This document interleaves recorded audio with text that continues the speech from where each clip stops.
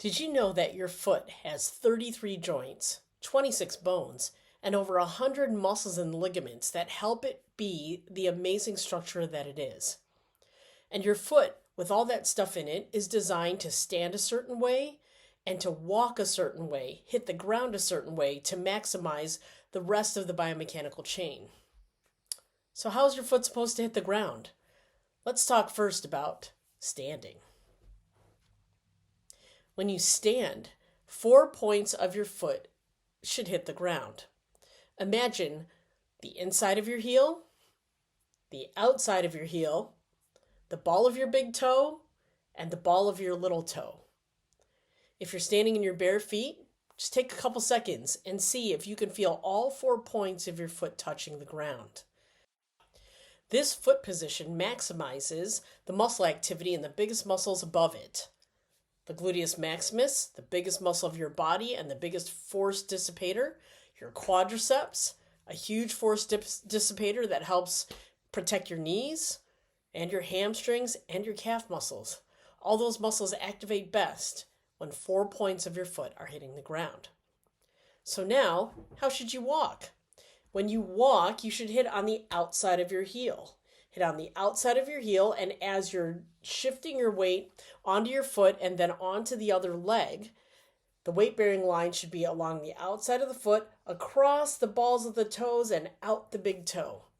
This is why your big toe's where it's at, and it's big for a reason.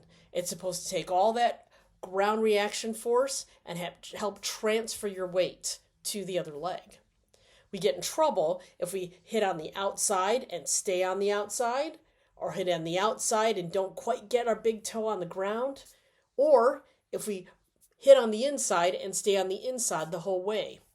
So remember, the proper way for your foot to hit the ground would be to hit on the outside of your heel, roll on the outside edge, along the balls of the toes, and then out the big toe. So how can you maximize and correct your foot position? There's a couple suggestions. Number one, go barefoot. Start to feel your toes on the ground. And if you can't go barefoot for most of the day, if you have to wear shoes, I highly recommend, and this is just my personal opinion, wearing those toe socks. The toe socks allow your toes to move inside of a regular shoe. If you wear a shoe with a wider toe box, your toes will be able to move and they will be active all day long. If you wear a really tight or narrow shoe, those toes don't move all day long, which means the muscles of your feet don't get a lot of exercise. And you know the saying, if you don't use it, you lose it. There are 2 simple things you can do to make sure your feet are hitting the ground properly.